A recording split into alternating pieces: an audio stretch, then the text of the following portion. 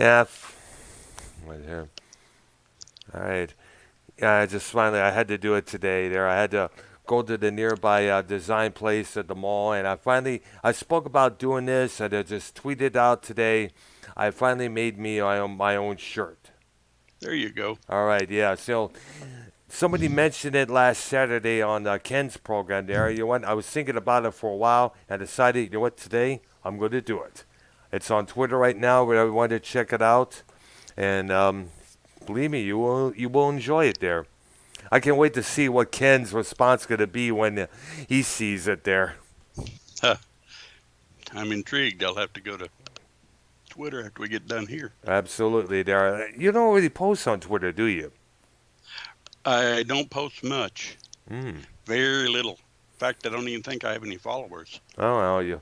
Well, hopefully, hopefully, after doing these shows, you'll probably get some there. You need to definitely start tweeting out things out there, what's going on with your life, what's going on here.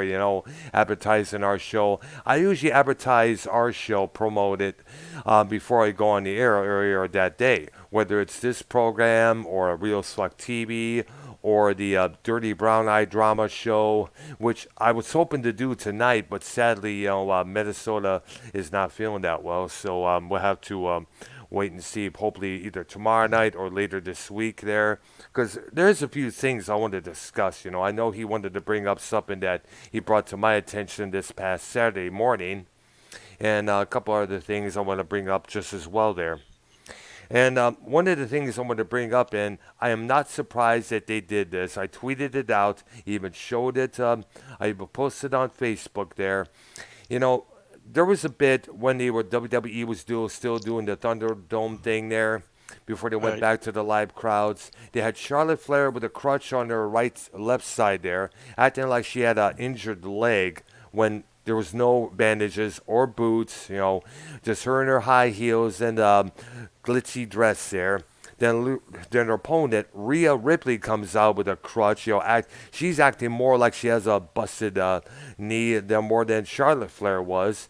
Turns out both were faking it, and they start striking each other with the crutches. And Yeah, somebody, that's kind of. yeah, but here's the keen part. I'm not surprised that I figured they would do this, so I'm not surprised. They turned the crutches into lightsabers. Wow. No surprise right there because there is a channel called Immersion FX, I think it's called, where they add lightsabers to everything, whether it's Game of Thrones, John Wick, or King Kong, um, or the Lord of the Rings, or the Hobbit. Any sword they have, it becomes a lightsaber.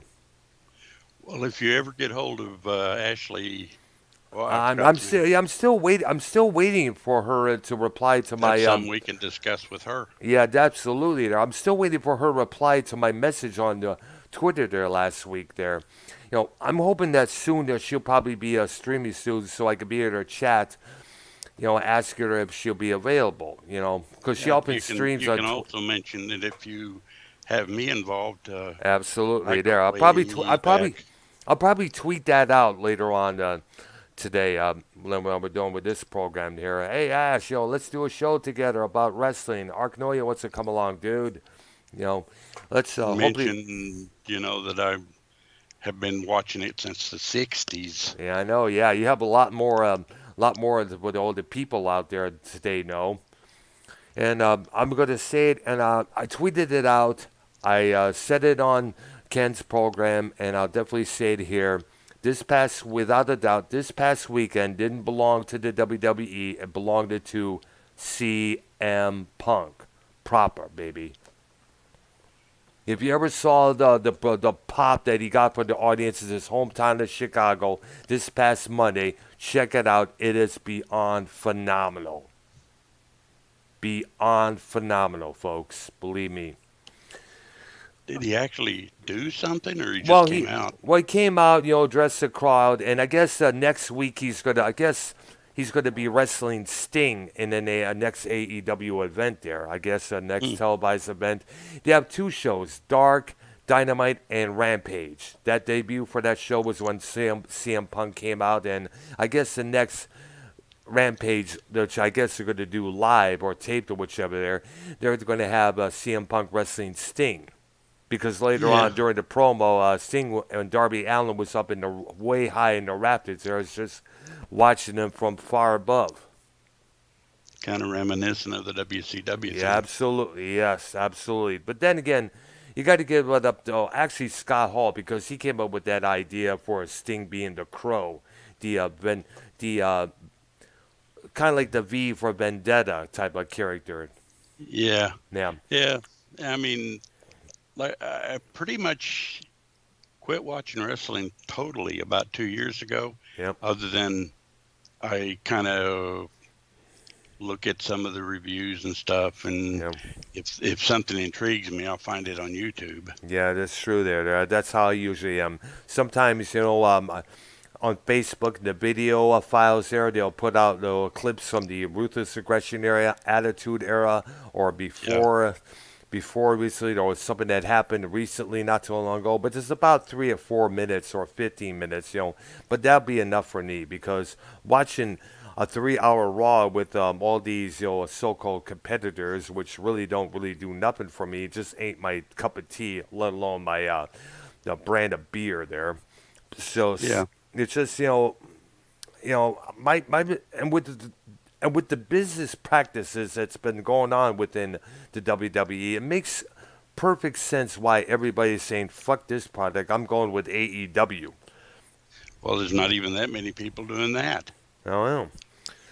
Well, either way, I guess it was officially announced that Adam Cole may not be joining WWE. I guess there was contracts talk with him and Vinny Whack, but I guess I guess he decided passed on it. I guess he's been feeling disgruntled with that company with all the major cuts going on in there. He figured, I'd probably most likely with my luck, I'll probably be signed to a multi-million-dollar contract and then let go 3 months later there because of these so-called budget cuts. And for Yeah, even though they apparently made tons and tons of money during the pandemic last year there, yeah. Hey, we're discussing wrestling. What are we doing? I know. But I will say, um, Adam Cole's lady love, Dr. Britt Baker, who is in AEW. She's like baby, and everyone's in us. We're supplying that. It's good to have Adam Cole and AEW because there are two of those two are an item there. So maybe we'll probably see something happen there. We'll have to wait and see. I just hope Tony Khan runs his promotion 20 times better and makes the right choices and the right decisions other than what Eric Bischoff, Jim Hurd, Vince Russo, and everyone else who ran that company known as WCW did in the past there. Yeah, but they did none of it's as good as the old days, I even know, that's AEW. true. I know, But yeah. You watch the old Georgia Championship Wrestling, wow. There was a different time era there. That's for sure. There was a lot of pure rage in the wrestlers' voices and faces when they went off on another one another there. yeah, it seemed real, even though we all knew it wasn't. You know, But at exactly. least they put on a good show and Yeah, made I it did. seem. Yes, and I guess you could say that people, all the traditionalists are complaining that all the kayfabe is gone. Everybody knows they're not like that in real life, but that takes away the mystique. That takes away the excitement. They have a point when they speak those words there.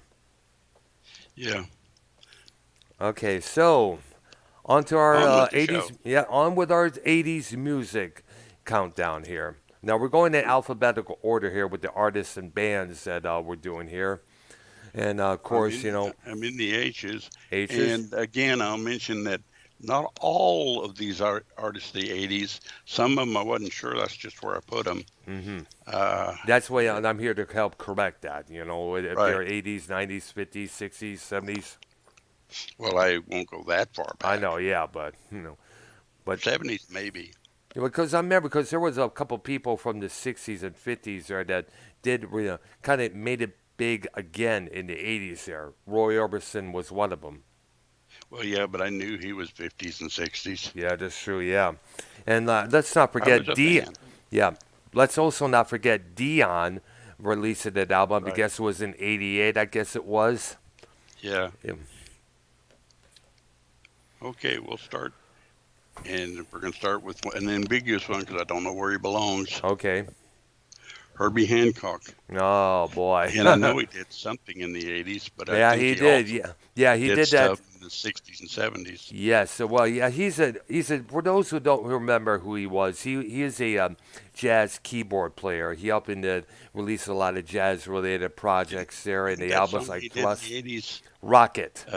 Rocket. Yeah, that was the Yes, one I was Rocket. thinking. That was one of the big jams back in the day. There, it came from an album I guess was called Future Shock, and that video Pretty and the good track video. it's yes and the video and the track was unique in its own. It was it was the shit back then. You there? I mean, like, yes, I'm still here. I hear it loud and clear. Uh, What's wrong? did you go away? No, there No, you go. no, I'm still here. There. Okay, you went into a submarine for a minute. Oh, okay. There. I don't know what happened there. So Skype fucking up again. Anyways, that song "Rocket" was one of the big tunes for the breakdancing crowd there. Anytime that song would come out and play on, everybody be getting on the floor and breakdancing and all that shit. And he did a unique performance on the Saturday Night Live. They had this one DJ who had all these effects pedals while he was scratching the record there. He would have a wah wah pedal, a couple of echo effects. Unbelievable. Unbelievable, man. Man, that was unbelievable. And they tried to do. Of course, that's a suggestion of his record label. He tried to repeat the same thing, but it didn't work out, unfortunately. Now he won a Grammy not too long ago, a couple of years back, for this record he did. He also released a compilation inside of a glass, I guess, clear plastic square. I guess you could Huh. say it's about 9 or 10 CDs in them. I guess it was. It was a collection. Yeah. That's one of the You most. Go ahead. want to shout out with it's the It's Costanza show. Constanza. Yes. What up, Constanza? I see you. You probably saw my tweet earlier today with what I'm talking about. I know I had to do it, man. I just had to do it. I've been wanting to do it for a while. I had to say there. Yeah. Yeah, I'm definitely gonna have to look for that. Yeah, definitely. Okay, and Herbie Hancock, he's still around. He's still doing his thing there. Much credit to him. And let's also not forget he was the one who composed the soundtrack to the first Death Wish movie, and I guess it was in '76. It was, I believe, it came out. Yeah, did he do Beverly Hills Cop or was that somebody else? No, that was Harold Faltermeyer. Oh, okay. Yeah, he did that song Axel F. Yeah, it's similar. Yeah, pretty similar to that, but then again, you often do that. That's how they is. You usually have to have their all Well, follow-ups come yeah, in there. Yeah, you know how it is. yeah. Somebody does something that's successful. All the other record companies and producers say, do something just like that song. Yeah, like for example, you remember New Edition when they were a four-piece before they got Johnny Gill into the group there. They were a four-piece after Bobby Brown left, and Capitol Records started coming up with their own little version of New Edition, the four-piece there, with a group called 4x4, four young teenagers singing Right. all the songs. The peas to the get the little girl so gooey, gushy, so oh, make her Yeah, there fall in was a love. Yeah, oh real gosh. rash, and I'll call it a rash Yes, yeah. of boy bands back in the Oh 80s. gosh, yeah. Boy bands and the worst was in the '90s with the Backstreet Boys, with all this the NSYNC, and plus all these other Yeah, companies had to come up with groups like O Town or No Authority. Like, what kind of a name is that New for a Kids boy on the band? Block. Oh well, New Kids on the Block were the one who had started it back then, in the '90s Yeah. there. Oh gosh. Yeah, they even had an episode of South Park. I kind of made fun of the whole thing. Yeah, Finger Bang. That was the name of the Yeah, group. And I remember watching that, and made a lot of sense there. yeah, yeah. I don't see somehow how those guys get away with some of the stuff they do, Yeah, but I'm no. glad they do. Yeah, I'm glad we need, and the kids be today need to see some of those episodes back then, Yep. without getting upset. Yeah. I haven't watched any episodes of South Park, since the passing of my girlfriend back in 2001. It just didn't seem right because we would watch an episode of South Park before we head out to a club called the Labyrinth, which is downtown Detroit. She was living in East Point. I was living in Roseville at that time. So we would head down there in each other's cars at the time, her car or my car, and we would head out to there, see the would have some good music playing there, this and that. It was like a Saturday evening ritual. Yeah. Yeah, And to be honest, I just catch the occasional episode, and a lot of times it's the reruns on Comedy Central yeah, yeah. Mostly during the day. it was mostly it was the reruns on Saturday night because it was first broadcasted on Wednesday night while I was at Right. work, so I wasn't able to check that out. So we have to wait till Saturday evening at 10 p.m. Eastern to check it out there. Me and Nancy would. Yeah. Okay, so back to our countdown here, or a list of artists. Yeah, we got through one in 10 minutes. Yep, Okay, let's go with no, Honey Drippers. Honey. Oh my goodness. Oh man. I think they were one hit, and Robert Plant, of course. Yeah, But Robert Plant. Yes, Robert Plant, Jeff Beck, and Jimmy Page. but Two ex-Yardbirders and two ex-members of the Yardbirds and two ex-members of the new Led Zeppelin. It was the EP that they put out called basically paying tribute to the artists and groups that they grew up as kids. yeah, and I love their version of See Sea of Love. Yeah, See You Love. that was phenomenal. That got played on every station, every soft rock station out there. I mean, Yeah, it like was it a was great like version. a great version and a great video just as well there. Yeah, Belie- but I would loved if they'd done more, Yeah, but they really didn't do a lot. I know. It was just that one EP. I guess it was called Volume Three. It was. You also had a follow up called Good Rockin' Tonight. I think it was. It had the horn section and everything there. Wow. Yeah. And the next one that I nearly got to a little early is Human League. Oh yeah. Human League there. Don't you want me, baby? Oh gosh. You know what? There were that group and that song helped bring in the techno pop, synth pop songs of all the acts from the 1980s. When that song made it big, all the other record labels start searching all over the globe, usually in the UK there, for a Which tech is the way for it the group. seems to work. Yep, it's absolutely. One of the acts they was able to pick up was a group called Heaven 17, which was made up of a couple of ex-members of the Human League. He also picked up Soft Cell with their version of Tainted Love, Yeah, which is still played on the soft rock circuits now and then. Along with, and when I remember they did their version with that, and they mixed in "Where Did Our Love Go" right. by the Supremes into one song there. One of those double songs, I guess you call it there. Yeah. And there's also Keep Feeling Fascination. Oh yeah, of course Mirror Man as well. Yeah. hmm That I was mean, they were interesting, and I liked the one song for sure. yeah. When I found out, I tried playing that song "Don't You Want Me" on guitar a couple of times there, and when I think about it, when I It's think funny about it, because a lot of the songs from the 80s weren't that easy. I know, yeah. Well, you used to let alone play on guitar there, and when we were found out that it wasn't even it was a drum machine instead of actual drums, you were like, really? Wow, interesting there. But The again, only problem with the drum machine is it seems to, well, it generally plays the same repetitive thing. that's yeah, it It is. rarely changes. Yeah, now and then, nowadays they often have to add in little fake cymbals here and there, little this Yeah. and that there. Have to add these little tom toms there. You know, like they did with the other artists, R&B acts like Luther Vandross here and there. Because to Yeah, make it one seem group I was in, we actually used a fake drum a drum machine machine, yeah. because there's only three of us. I see there. So I guess in time on time. Bleh, let me. I'm getting tongue tied.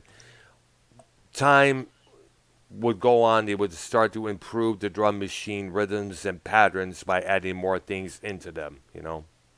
Oh yeah, this particular drum machine that the guy had a ton of sounds or Yeah. beats, whatever. I don't know Yes. what that stuff's called. I don't know rhythm, the beat patterns. I guess it was. Yeah, I think so. Yeah. Yeah. But man, that machine was loaded. Yeah. I would love to have me a drum machine tour when I could create some stuff on my so when the next time I'd come up with the original techno stream. But the thing is, you know, it'd have to be on the computer here. But the thing is, I have to have directions on how to run the damn thing. Yeah, yeah. So I have to Oh, wait and see, I guess. yeah. Next one I got is we're going to jump to the eyes All for right. another pretty big group, In Excess. Oh my goodness! Wow. Rest in peace, You Michael wonder, Hutchins. you wonder what that group would have done had he survived. I know. Sadly, They were from Australia, weren't they? yes, they were. Yeah, they were part of the down under acts that came from that country, along with Men at Work, Midnight Oil, Yeah, Angel City, as they were called here in the states. They're back home. They were known as just the Angels. right. But we already had an angel group. Yeah, I know. Yep. Yeah. Well, Greg Chief, this one was just either the Angels or Angel City. right? Yes, and they were more hard-driven rock and roll than what the other acts that we mentioned there. Yeah, In it, Angel was actually. I think we talked about him. yeah, but this is different. The Angel is Right, American. This is Australia. They're talking Angel City here in right, the right. states. Yeah, Yeah, Angel was, and they had this one. They had good songs like Night Attack. You know, albums like 2 Minute Warning, which was a pretty damn good record to listen to.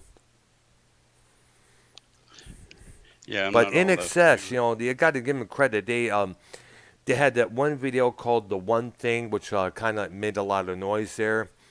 They had that classic song "No Change," which I loved the video for. You know, me and next door, one of our next door neighbors who played the drums, we up and jammed to that. Was just him and I there.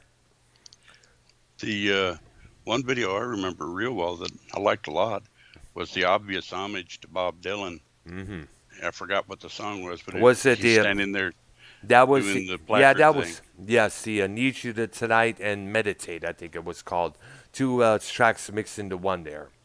Yeah, but Yeah, I mean, I like that because it's an obvious homage to Bob Dylan's Subterranean obviously Homesick yes, Blues. correct.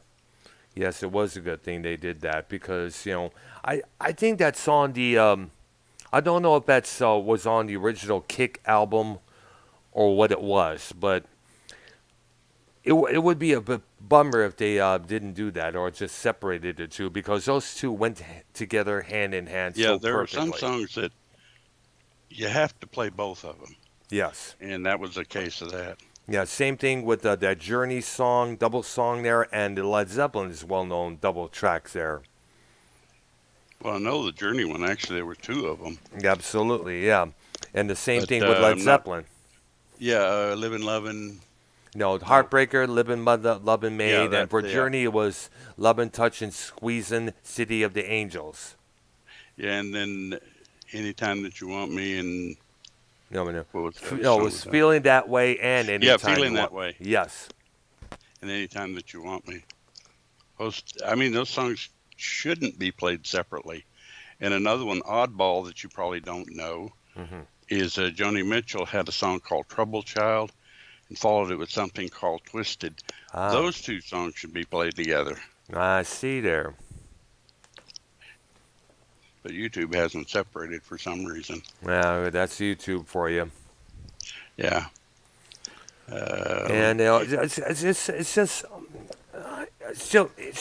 what happened with In Excess. I mean, like after Hutchison died, you know, they don't.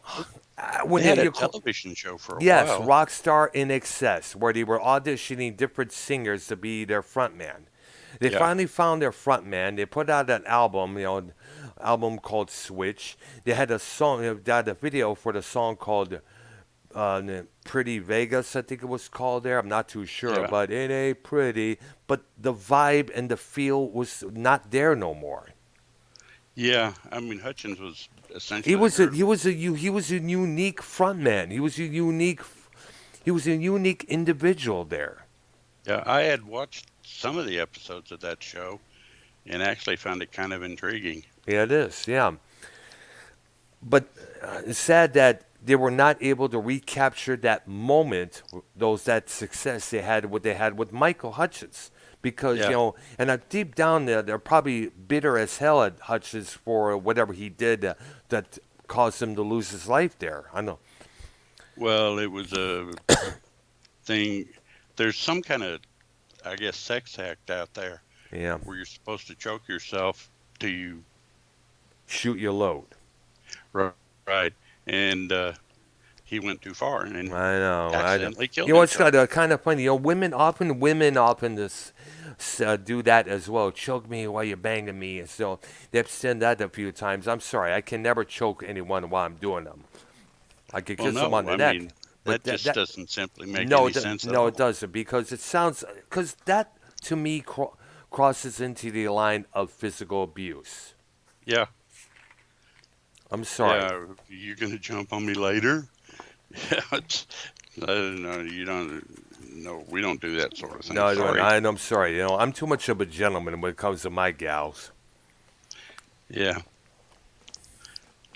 Okay, moving on But there. needless to say, NXS had for a small amount of time had a Oh yeah, substantial they catalog. had a song called what was it called what was it called? Original Sin, and Daryl Hall from All Hall Notes then sang up back up on that track there, if you remember.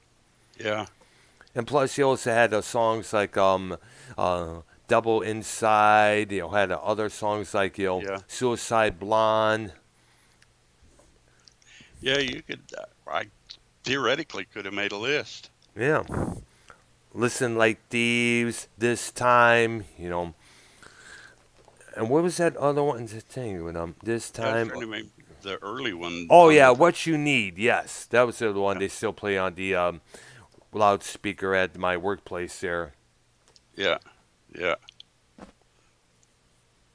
Yeah. So moving on.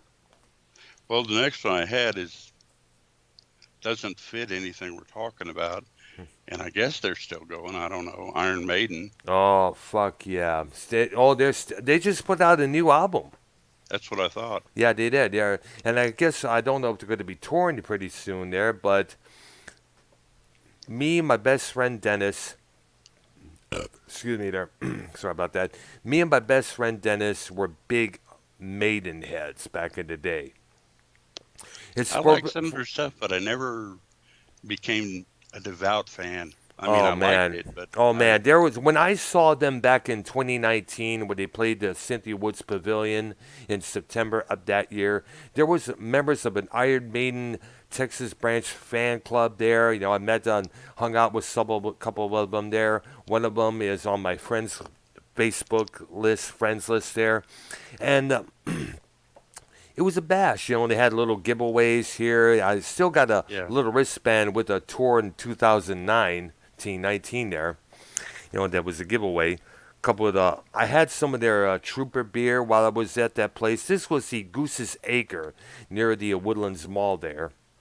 Wow. It was a nice little spot there. Where I got to meet the guy who did their album covers, Derek Riggs. It's on my channel there right now still. Oh, Yes, and plus, you got to give this group massive amounts of credit. They're still kicking it. They're still yeah. filling arenas. Yeah. They're still doing festivals. They're playing all around the world. They're still putting out albums. They own, and which by the way, they own the rights to. Yeah, which is kind of unusual. Well, but it's also unique because they have total control of their own material, which is what to me every artist should have as well. The others being, of course, Pink Floyd, John Mellencamp, Bruce Springsteen, King Crimson, and I guess a couple Zep, others as well. What again? Zep, Zeppelin. Led Zeppelin. didn't they have control? No. I guess what they have. I guess it's still property of Atlantic Records. No, but I mean they had control of their product. So big, Atlantic didn't tell them what to play. Atlanta. I Or guess. Swan Song. Oh yeah, with that one song. I know. The Hmm. Swan Song was the label they did. I don't remember when they picked up that label. It was their own What's label. well? They started that label, I guess, in the early '75, and the record that came out under that was Physical Graffiti, all the way up to Into the Outdoor. Couple other than that, they also had a band called Detective. They had Dave Edmunds on that label Wasn't for a Bad while. Company on that? Yes, it was. Yes, they were. And they were also managed by the Zeppelin's manager, Peter Grant, who, Yeah. much to everyone's credit, was a badass when it came to protecting his artists there. Yeah. What was that manager that Stones had for a while? That Alan Klein? yeah, Yeah. that everybody kind of like after they had him for a while, it's like, no, we don't want this guy. Yeah. Apparently, Didn't he have that for a while? no, the guy who had Zeppelin was Peter Grant. Right. He was a Right. I knew that. bouncer and a one-time pro wrestler. He was this big heavy dude that nobody fucked with twice. Right. And apparently, what it was is that he had witnessed many ways managers, promoters, agents fucked over many bands that played in the various clubs and this and Yeah, we that. could almost do a show on that. Absolutely, there. And he vowed never to let that happen to his boys there. And he made sure of that. Yeah. There was a scene in The Song Remains the Same where Grant is giving lip to this one person over, I guess, I'm not too sure what it was, but either way, the guy was feeling a little like, oh, yeah, I failed you, Peter. I'm sorry. He had that look on his face as he walked away, speechless there. Yeah. Yeah. And apparently, here's another story here I've ever found out. Some security guard, noticed that Jason Bottom, John Bottom's son, had this sign that he took off some door there. I don't know Right. if it was a bathroom sign or a caution sign or whichever, and the security guard hit Jason for doing that. Word Wow. got out. Word got out to John Bottom and Peter Grant. They went and found the security guard that struck Bottom's son, took him in this room, and when Grant and Bottom came out, there was some blood on the walls there. Wow. Yeah, you don't want to fuck with Peter Grant. No. Never, because this guy was a cat. And you know what? He was brought in originally to manage the new Yardbirds. When Right. their manager decided to, actually the Yardbirds, when he before it became Zeppelin, he was brought in, because the manager was getting tired. He would decided to pass off duties to Peter Grant there, and I guess he was forewarned about Jimmy Page there being a smartass, and turns out Grant and Page hit it off. Yeah. That I think we covered that when we did the Yardbirds, didn't we? I think so. Yes, we did. Yeah. Because we did an hour on the Yardbirds. Absolutely, yeah. Easy to do. Yeah, but absolutely, it was there. Okay, Jays. Okay, I have one. all right. Julian Lennon. Oh my goodness. The subject behind Hey Jude.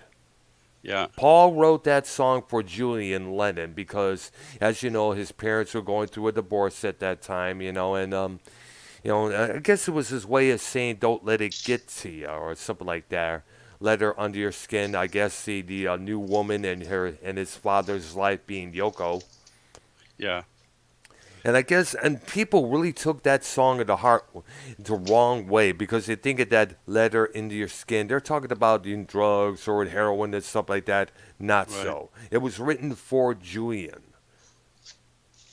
And you gotta feel bad for Julian when you think about it there, because at times in various interviews he said that Paul did most of the raising other than his father. Yeah. And Yeah. when Wasn't his one song Volat? yes, Volate, I think it was pronounced there. That came out in '84. He had another one called "Too Late for Goodbyes." Yeah. Had a couple other hits, minor hits soon afterwards, and then he just faded away. I guess now he earns his revenue by as a photographer. I guess there. And sad thing about this is that deep down inside, he must have been resentful towards Sean Lennon because Sean got most of the attention from his father, other than Right. Julian. Right. And it's like deep down in an interview, he said, it's good that Sean, has got lots of attention there, but why couldn't that have been me as well? Yeah. Isn't it funny how many stories like this come from the 80s? Yeah. Later It's on kind of throughout the weird, 90s actually. as well, yeah. And like, or in the 2000s. Yeah. Like in the 2000s, we found out that John himself was not too as kind to his first wife, Cynthia. Yeah. It's like, and that makes us question. Hearing stuff like that makes us question Lennon as a person. I mean, like, geez, you treated your first like total crap. You often called handicapped people in wheelchairs cripples, and Yeah. and yet you turn around years later, and you're like preaching, world peace and that, love your fellow brother, love your fellow man, and it's like I can't really put into words when it comes to that subject there. But Yeah. We could spend an hour on all this. yeah, then here's someone else I'd bring up there who kind of like kind of question, you know, Ted Nugent. Back in the Yeah. days with the Amboy Dukes, he dodged the draft instead of serving. And now Yeah. today, so giving praise to all the American, the soldiers, men and women overseas, and in the armed forces there. Back then, I guess, but then again, back then you were supposed to avoid the draft at all costs there. And apparently, he talks about family values now, but back in those days, he fathered a couple kids with two women and didn't marry neither of them. Yeah. And the funny thing is, the one thing that I kind of admired about him was, boy, if you used drugs, you weren't a member of any of the things he did. Yeah, it's true there. Although he did admit one time in an interview that he did smoke weed with the MC5 for one time there until his stepdad came in and just chewed his ass out for that. Yeah. And it's funny because, well, now we're getting into stories, but he thought Journey to the Center of the Yeah, Mind I was know. about, I remember you mentioned that there, and all of a sudden you found out it was about expanding your mind progress. And no, it's about smoking herb, like smoking weed. It's about smoking opium. Okay, so I won't do that song no more there. yeah, Yep, and we all know the story about that, and plus the album cover which that song came from there. yeah. Okay, that was the J's. Yeah, K's. Cage. Gotcha. Oh, okay, Gotcha. Kaja I don't know how Gugu. to. Yeah, Yeah, Kaja Gugu. you know, I I wasn't really a big fan of Too Shy, that one song they had together. But right. I guess when he got rid of Lamal, their frontman, that's when they decided, a change and go towards a more different kind of direction there. The one album I had from them, around this time they shortened their name to just Kaja. Mm-hmm. They had an album back in 1985 called Crazy People's Right to Speak, which I picked up accidentally for about $2 at a nearby independent record store called Record Time, and I listened to it. I was like, "Holy cow! This is a damn good record." Yeah, back in the day, I used to pick albums up well, you didn't have anything kind of internet or anything like that, Yep. just the radio. Yeah. Or And MTV. well, for me, I didn't have MTV, Ah. Oh wow. So it was but just the radio then. 60s, Hmm. and I used to pick albums up because I thought the covers were cool. Yeah, that was some unique. That was the thing about album covers back then. If the album cover was interesting, the music inside of it would be as well.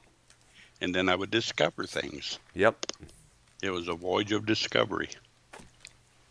it was, man. It Or I heard a was. song I liked on the radio, and I'd look for the album.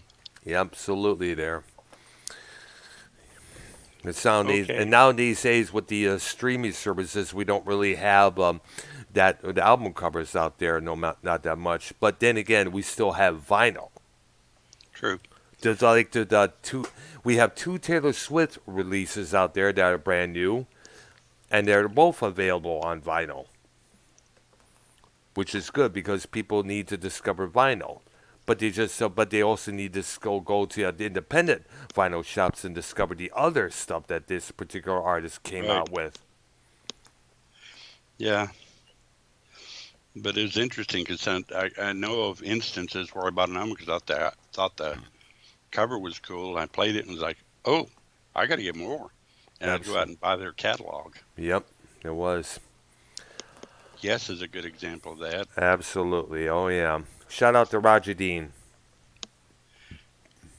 Okay. And by the Next way, one I got. Um, Lamal and Kaja Google got back to the big story about that. Lamal getting booted out from Kaja Google. He said they'll never sound like me. Never sound like the band without me in it. He was so hurt. I can't believe they would do this. He was like that, and sadly, Kaja would not repeat that success as Kaja, of course, with the two records mhm. they put it out there. One of them that I just mentioned, but the bass player and fill-in singer Nick Beggs. He would go on to perform with various other groups there. At one point, he played along with John Paul Jones when they opened up for King Crimson when I saw Hmm. at the Royal Oak Music Theater back in 2001. And he was playing what was called the war guitar there, where you play it like a keyboard there. Look it up on the internet and you see what I'm talking about there. That's one badass instrument. It's even more badass to even learn to play when you think about it there. And it's like when I heard about it recently that it was him playing that, I was like, son of a bitch! I could have said hi to the guy because he did a phenomenal job on bass guitar and vocals and lyrics on that one Kaja Gugu album. Crazy People's Right to Speak. I was like, son of a name god. If I would have known, that's like, one of those things you don't realize at the last minute there. Oh, yeah. I'm tempted. Well, I am. Go ahead. I'm just going to mention the next one, but I'm tempted to skip him entirely Hmm. because we've talked about him in disparagingly, to say the least. Oh yeah. Kid Rock. Oh my gosh. He was in he was in the Actually, the 90s. 90s, yeah. Yeah, absolutely. His first record came out in the 1990. It was a rap record called Grits Sandwiches for Breakfast. And this kid at the time on the album cover and a couple publicity photos, he had the biggest eraser head haircut of all. That hair would go way up there, that's for sure. Yeah. I'm trying to And this sit here guy and who think. tried to run for Senate? Yeah, I'm trying to think of if there was any song that I liked enough to play. You No, know, no, no, no. I used to get sick and tired of hearing them about him when I was in Richmond, Michigan. They'll be playing him on the jukebox, people doing his songs in karaoke, and Kid Rock this, Kid Rock that, American Badass, that song he did with Sheryl Crow. I couldn't stand for shit, and I'm sorry, I'm not into Kid Rock. I don't like Kid Rock. To me, he was floozy. He was like he started out as a rapper. He sang about anal sex. He sang about going down on some girls there, and yet now he's all American badass, America number one, this and that. There, I realize he could change your tune a little bit there, but still, yeah. You know, Radically. absolutely there. You know, like, I'm a redneck on hard driving. I listen to Leonard Skinner. I listen to ZZ Top, and I'll also listen to Run DMC. Give me a break. Yeah. Give me a break. Back Yeah. then, you tried to be Run DMC in general. Yeah. Let's go on. I had enough of Kid Rock. So am I. Uh, Kingdom Come. Oh my god. Oh man. Lenny Wolf and the boys. Lenny Yeah. Wolf, who I remember, I did a review of his previous band, Stone Fury. You know, it's on my channel right now as well. There, um, they were called Kingdom Clone by Jimmy Page because their song "Get It On" and another one, a follow-up single, Yeah. often was compared to Led Zeppelin. Right. If Zeppelin would reunite back in 1988, then they would sadly sound like what Kingdom Come would sound like. Yeah. But the people, I guess I don't know if that damaged the band's reputation or what it was, but they come out with a second record, and I guess that didn't do too well there. I don't know if it was the comparisons to the Zeppelin was Well, I what it kind of did. like to get it on. Yeah, it was. It was a good song there, but so many people were coming down hard on him because of the Zeppelin comparisons. Yeah. I mean, Jimmy Page, as I mentioned, called him Kingdom Clone. Robert Plant didn't have any kind words for them as well. Bruce Dickinson from Iron Maiden in an interview said, when I heard that song they did, I was absolutely furious. Come up with your own agenda, your own styles, come up with your own identity, not follow somebody else's there. Right. And I agree on that subject pretty much well. Of course, nowadays the band to succeed that task would be a band from Frankenmuth, Michigan, Greta Van Fleet. Right. But a Okay. lot of times people blame it on the bands, Yep. but it's not so much the band as it is. The producers or Right. the label managements there. Got to keep Because that a in lot of check. groups don't want to sound like other groups. That's true They as either well. want their own distinctive sound, Yeah, or if they're going to sound like another group, let's do one of their songs. absolutely. Or trying to sound like one of their songs. Let me give you another example. Ministry. Now we all know the songs NWO, Just One Fix, Stigmata, The Land of Rape and Honey. There was the raging guitars, screamy vocals, samples from the movies like Platoon being played throughout the song, fast-paced drum machines going to this 20 miles per minute there. Right. Yeah, songs like Breathe, Thieves, So What, still played on the rock, still played on the Gothic industrial clubs to this very day, believe it or not. Back in 1983, they debuted with an album called With Sympathy, which the song Revenge was frequently played on the old MTV. Right. It was the sound at that time was kind of like somewhat more darker Human League type of sound there. But that was, Al Jorgensen, the band behind Ministry, said that record was like doing that like with a gun against your head. Because at that time, the record label was coming down hard. I know you got to sound like this, you got to sound like that, you got to still do this, you got to sound that there, and Yeah, there that were group was a hit for that record company. Do something like it. yeah, absolutely there. And Jorgensen would later go on to claim that album as an abortion of an album. Mm, And just now, recently, he is now starting to embrace that one record. Whereas in the past, he would talk about, go to the record store, find that album, shoplift it, don't buy it, shoplift it, and just compare that piece of shit to what the stuff we're doing now. right. You know, and There's more than a few groups that feel that way about some of their uh, releases. absolutely there it is. But then again, at that time, that was the way to go. If you want to make it big, you got to follow on. Like you remember what YR was on the show. He was explaining that to me. Yeah, Yeah, that I guess he does have a point when he talks about that. Like pop singers have to follow along with like another. Let me give you another example. The word okay. shorty.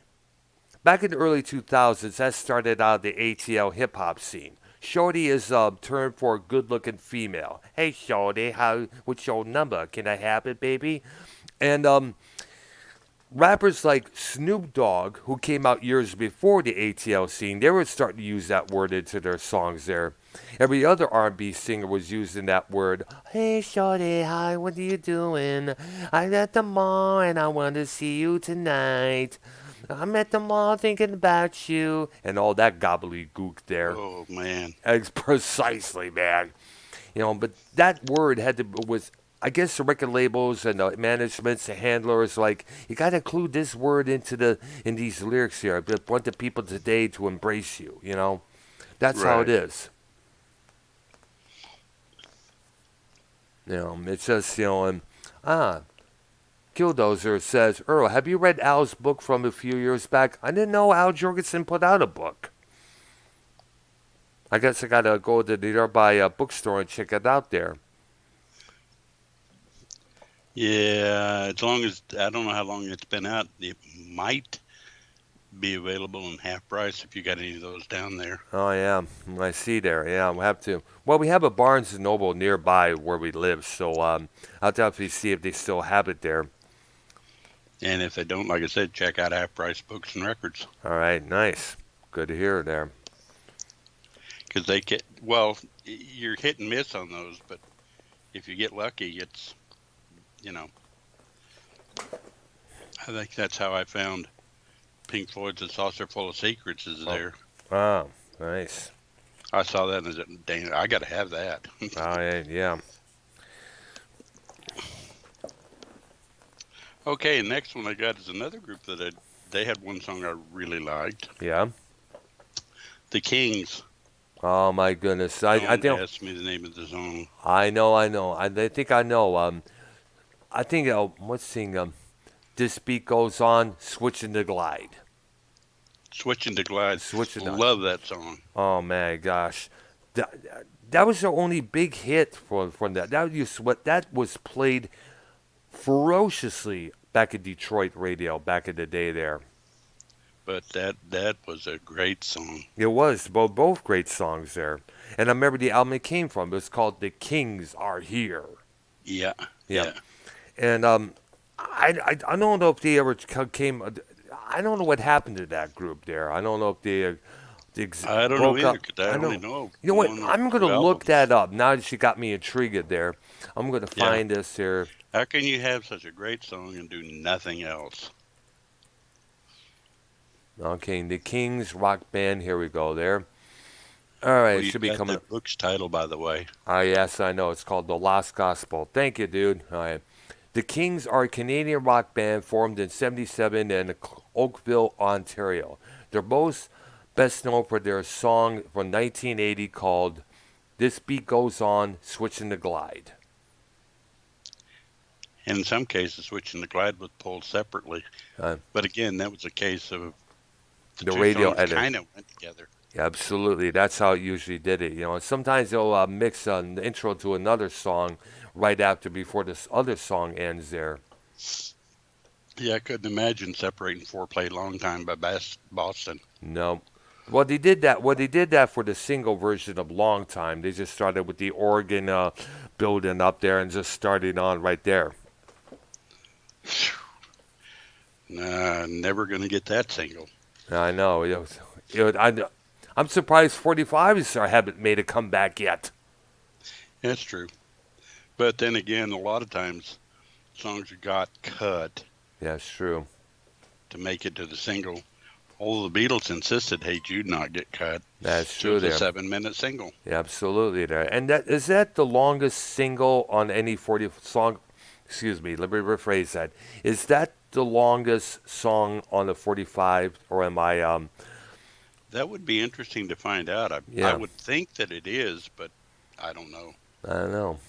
Good Now I do question there. know that before that, Creedence Clearwater had Susie Q, which is about an 8 minute song Yeah, or 8.5 minute. yeah. But they had Susie Q part one on side one. Flip it over, you had part two. All So right. it was there on the same They single, said but they said separated. that, you know what, they did the same thing with American Pie. Yep. Which by that song should never have been cut. I know, yeah, but then again, you got to remember the length of vinyl and at that time, Yeah. whether it's 33 or 45. Yep. And by the way, the band, the Kings, they were discussing, they're still together. Apparently, I'm looking Wow. at some of their images, and yes, you Well, have basically, I guess they're in Canada, and that's the reason. yeah. Because for some reason, unless you're just super mega whatever, Hmm. Canadian bands don't make it in the States other than Rush and, 3 or 4 others that we've talked about. I am, a lot of people. It's hard to believe that. Here's another example of that. Two examples: the Tragically Hip and Max Webster. Now, And Max, let's add Chilliwack to that. yeah, absolutely, because you know those bands were massive, had massive crowds in the Canada there, but here in the States, it's like they'll play they're kind of like you don't they don't have that much of a following. Yeah, they play little venues, Yeah, I know. Yeah, like bowling alley I think I've bars. mentioned this. I mentioned this story before there at the shelter in downtown Detroit. Some guy from Canada was like, "Yeah." I asked if they have any. He said, he asked if they have any tragically hip, and it's like, wow, back in Canada, there, it's like a major crime.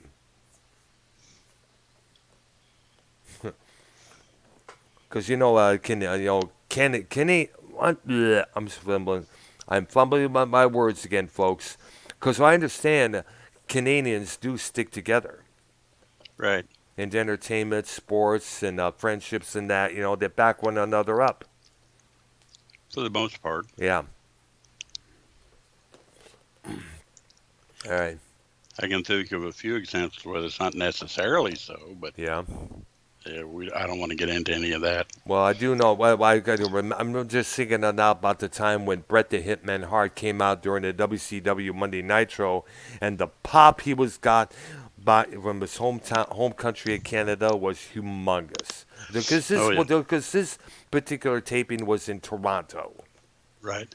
Yeah, because either way, he's Canadian. He's a hero. Yep. Yep. Okay. Next one I got, which I like the Kings, is Knack, The Neck. Oh my goodness. My Sharona. Oh my god, my let me out. Baby talks dirty. Other get the Knack.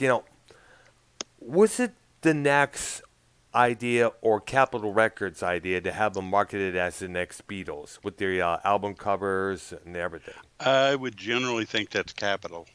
I would think, or probably both. It could. Well, they had to semi-approve it.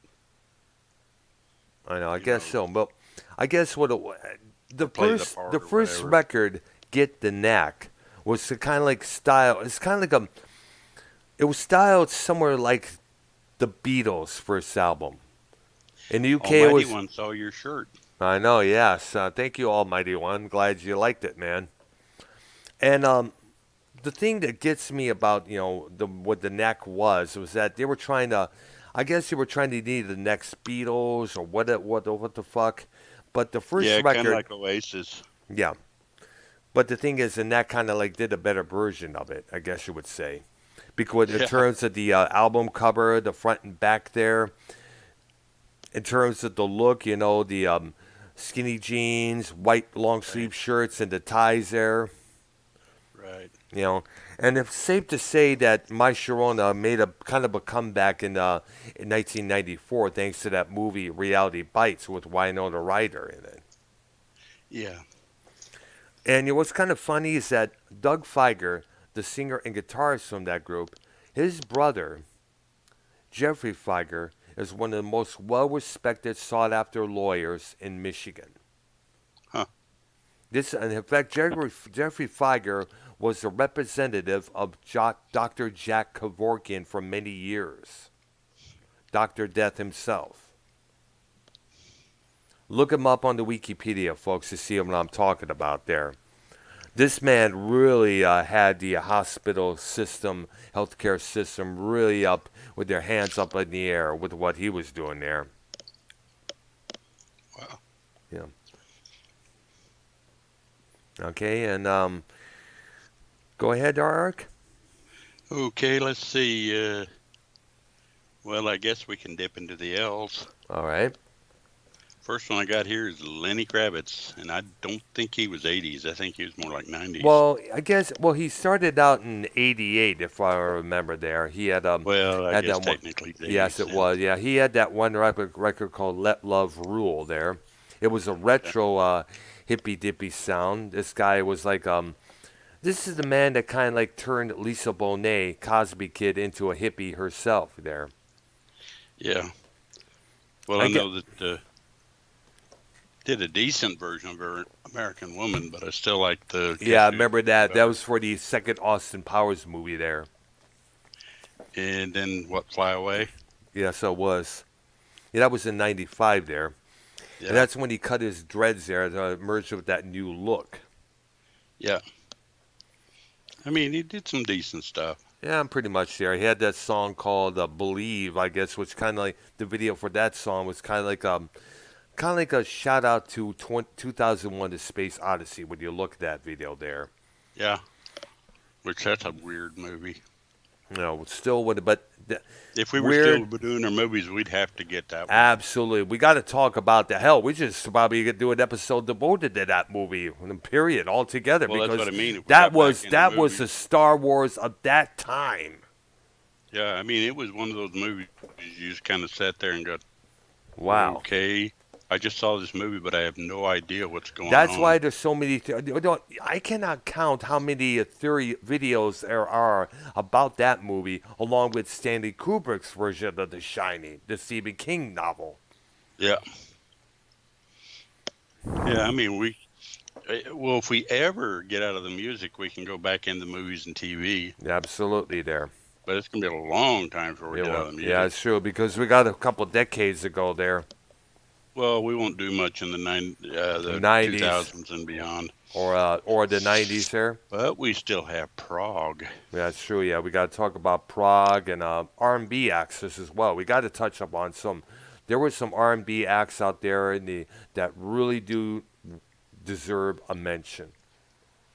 Yeah, I mean, in some cases we mentioned them in the decades they played, but it would be nicer to devote an entire show to them. Absolutely, that's what I'm talking about there. Definitely, there's a lot of R&B acts out there that really deserve a lot of credit.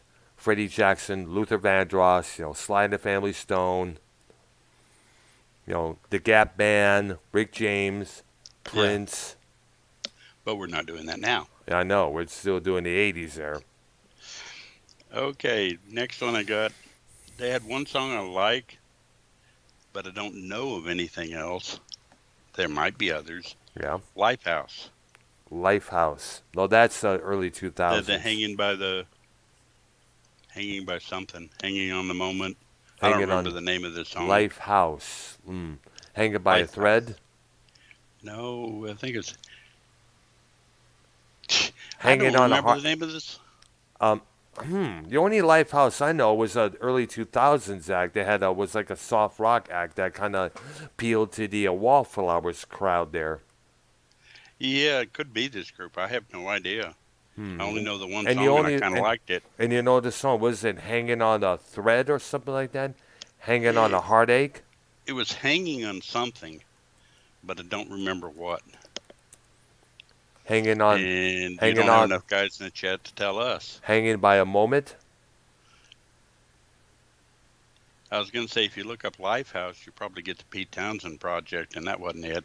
Um, Uh, the band Lifehouse. I know what you're talking about. That song. Um, like I said, they were often played. There was a 2000s group there. right. Yeah. But that song was played a lot. And like I said, I combine 80s, 90s, and 2000s because to me it's Ah, kind of like one big, Mosh. yeah. Because the one I'm looking up right here is "Hanging by a Moment." Yeah, that's the song. Ah, and that song came out. And let's see here. Um, let's see here. Blah blah blah. It's an alternative song by a band called Lifehouse. It was the first single released on their debut studio album. Yeah. Like I And said, I kind of like that song, but I don't know of anything else they did. well, I did a couple others thing called a couple others that one of the stations back in Michigan used to play there, which I was not a fan of that whole station to begin with. Yeah. I won't But say the next, this. I won't. I don't remember the station's current call letters, but back then when you first started out, they were known as WHYT, hit mm, music. You know, and that's yeah. and what years throughout the 80s it was a top 40 radio station.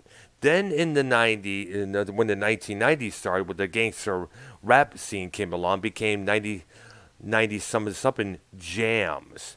But they were always, but it was the same songs over and over. Whether Right. it's Dr. Dre's, Salt and Pepper, Ice Cube, the same stuff over and over and over.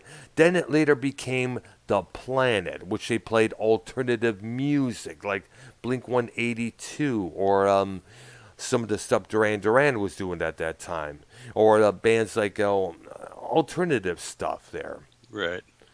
And that station, I couldn't stand that station. I never listened. Now it became they changed their call letters, and now it's goes by somebody DV or something there.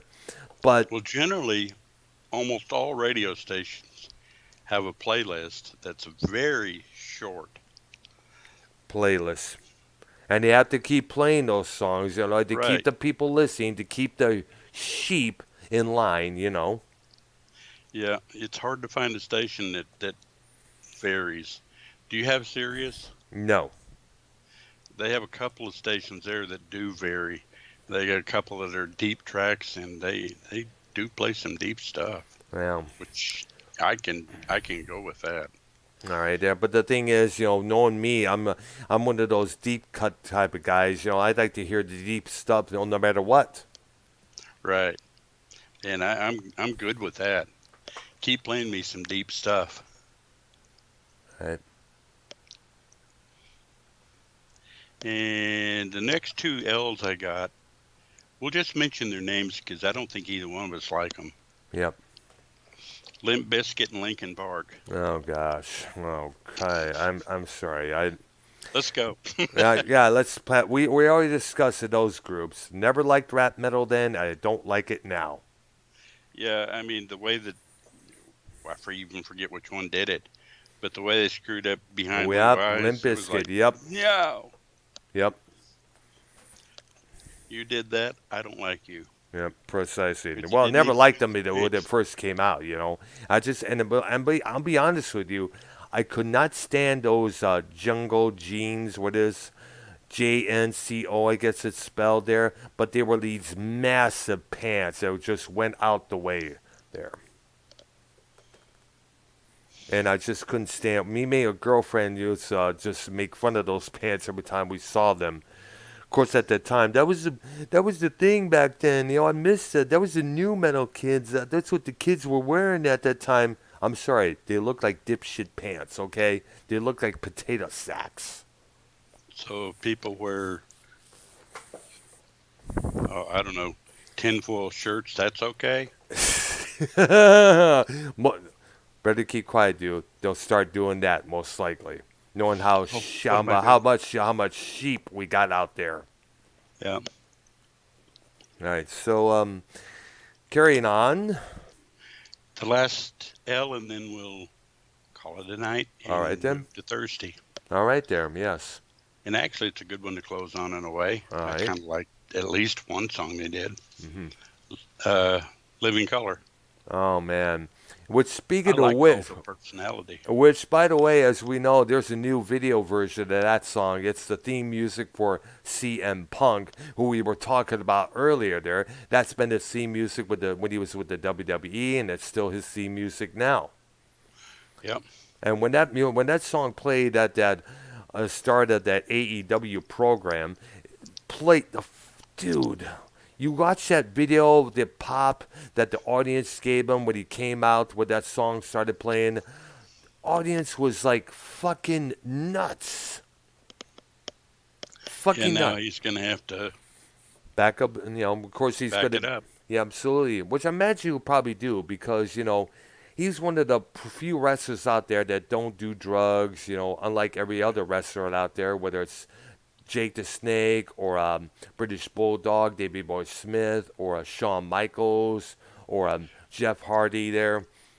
Well, actually, uh, his opponent, I think you told me, was Sting. Yes, Never absolutely. did him. Never did him well. Of course, which is good as well because seeing Steve Borden, the man who plays Sting in the ring, he's a Yeah, Christian there, along with right. Shawn Michaels and Vince Russo there. You know, um, they got out there. I don't think they. And I will say this to anyone that'll hear me is I like Vince Russo. Yeah, I do I like think him he's a too. stand-up guy. Yeah, he is. As I guess, but it's just that the ideas that he had when he joined WCW were not mixing with the head honchos who ran WCW. Yeah, and I don't blame him for that, even though some of them, well, almost all of those hacks that write the news didn't like him. No, But they were mad because he was the one who made it the attitude era for the WWF, successful, but it had to include some profanity here and there in the promos and their segments. It had to include some bra and panties matches, which upset all the feminists out there, and of course it basically tried to make it something like the Jerry Springer show when you look at it there with this idea, that idea there. But yeah, all in all, you also got to remember that you know, they were trying to fit in what was going on at that period of time. I mean, they were in say tune with the the scene, society, absolutely, and plus you also got to remember the which word that's a big problem with now, is they're nowhere near in tune. absolutely. Back then, the word corporation was like the ultimate C word. Because Yeah, back then it was like corporations about taking over companies, putting mom and pop shops out of business there, taking over the world. I mean, look how much flack Woodstock 94 and Woodstock 99 got when they had sponsorships from Pepsi and all that. right. It was kind of like a slap in the face to Yeah, Woodstock there was Woodstock 69. 69, yes. Every company, I mean, the first Detroit music, actually, Detroit DEMF back in 2000, it was corporate free. But then Ford Motor Companies, got involved in it, and it became Focus. It's like and then it became the Focus Detroit Music Electronic Music Festival because Yeah, Ford was sponsoring it. yeah. I know that when Woodstock 69 happened, I was 19, Yeah, but it wasn't a big thing until after. yeah, In other words, it was not one of those things that at the time yeah. you realized, wow, That was a big it thing was, back then, and we missed out on it. yeah, because they had other festivals happening at the same time. Yeah, You and I talked about, yeah. The they had one here in Almont. Texas. Yeah, the Texas. I told you about that one. Yes, I remember. Let's also not forget the Isle of Wight, but in the UK there, and of Yeah, course the disastrous Almont yeah, there, Altamont. Almont. Yeah. Yeah, which that one kind of put an end to the festivals. Oh man, kind of somewhat in a lot of ways. I guess until the California Jam came back in the Yeah, and '70s that there. was actually pretty good. Yeah. I mean, if you've seen any of the videos, the two that stand, well, three, because Black Sabbath was there too, Mhm. uh, was Deep Purple Mhm. Yes. and Where Emerson, Lake and Palmer. Yes, I remember seeing various clips on those two bands up there, especially Deep Purple when Richie Blackford busted three guitars and blew up one of his amplifiers. Yeah, I mean, he put on a show. And then Emerson, Lake and Palmer, if you've ever seen their Carnival 9 from Yep. that, it And was an plus the entire show, an episode. flying piano. Oh, yeah. Yes, folks, That there was is a amazing. scene from their performance where Keith Emerson straps himself to the thing there where he sits on, He's playing the piano, and the piano is rotating around and around with him strapped into it. Yep, raised up and rotated. Wow, And I believe that unbelievable. clip is available on YouTube. It's still there. It's still there. I remember seeing it one time. But check it out, everybody there. I mean, it's kind of like, and he doesn't miss a note, and he's sitting there Absolute. flying. Absolute. And of Yeah, I know. course, you watch any Emerson, Lake and Palmer show, you're going to see him do some stuff. Crazy shit to his kid. One of his organs there. That's for sure there. Yeah, stabbing it with knives. Yes, I saw that as well there. Yeah. Kicking it up and down, dropping it. Bam. Bim. Well, Boom. Bam. I mean, it's quite a little show to watch. Of course, years later in '87, we would have a rotating drum kit on stage, thanks to Tom and Lee of Right. Motley Crue. Well, Palmer did it too. Yeah. Oh, yeah. No surprise there. Wow. I don't remember exactly where, but I know he had it. I in got one to of it. look that up. That's for sure, man. But Carl Palmer did that too. Wow, man. It was almost like Greg Lake was just there. Well, But phenomenal singer. like he is a phenomenal musician as well. He's like, And how come actually, I'm he's a not great bass rotating? player and a great guitar player. Yeah, so yeah, he did a lot of good guitar licks there. Still, well, now we're getting into the prog. Not yet. Yeah, but We'll but get still. there. But we're giving a taste to everybody out there what we're talking about. Definitely look at all this shit up that we're discussing on YouTube if We you will can. probably spend an hour on Emerson, Lake and Palmer. Absolutely. We will probably spend an hour on Yes. We will probably spend an hour on King Crimson. Yep. Those three for And sure. the early Kansas. and Kansas, the early Genesis. Right. Mm. Yeah, we'll kind of touch on the later Genesis. Yeah, absolutely there. Well, the first couple, 3 albums with Phil Collins were in the line, but then they went pop on us. Yeah, it is true there. Thanks to the album Duke. And Yeah. the song Misunderstanding there. Yeah. Which kind of like gave a detail what Collins was going through at that time with his wife. Right. And I guess that it's Is it? time to end the stream now that we've got people looking hopefully forward. All right, there, yeah. All right, so that'll be it. And now we're going to resume this on, of course, this coming Thursday at 6 p.m. Eastern Time there, as always there. Of course, An hour early. an hour earlier, the way we usually do. And hopefully we'll be able to do Real Swag TV because, as you know, I found out at the last minute there was going to be no show there. As you know, we were still Right. on the air when they found out there. So, And if you ever get any other time off, we'll delve into some of the other stuff, like if we can get hold of Ashley there. You know what? I'm hoping this girl starts streaming soon there on Twitch there, because she hasn't done that in about a week. Because I Okay. want to find it's been a while since we had some good conversations, whether it's about wrestling, Star Wars and everything else there, Yeah, I was music. going to say, in a sense, I could probably educate her a little bit, maybe. Although I'm sure she's read up on it, from what I gather. Yeah. So she probably know what I was talking about. Just Yeah. wasn't there. And we've still got the movies and TV shows that we need to. Dive Think into, yeah. about. Yeah, there was a bunch that we wasn't able to touch up on, because Yeah, we had a pretty lengthy list of them that we wanted to do. But it's just something to look forward to in the future. I know we will do it, which we will do as well. Okay, that will do it for this episode of Arknolia and the Doctor, our Music Memories series. We'll be back once again this coming Thursday at 6 p.m. Eastern Time, followed by my simulcast with Real Swag TV. Yeah. And for Arknolia and myself, this is been episode 56. Actually, I think it's 7. Actually, 57. You're right, 57. You're right. Duh. Okay. All right. That's okay. Nobody's going to. Yeah. I wasn't able to. Blah. Never mind. I might as well shut up there. All right, and we will see you this coming Thursday, folks. We'll see you guys in the chat too, and All the right. guys that'll listen to it later. All right. All right. Have a good one. Take All right. care. Have a good Bye Monday now. evening. Bye bye.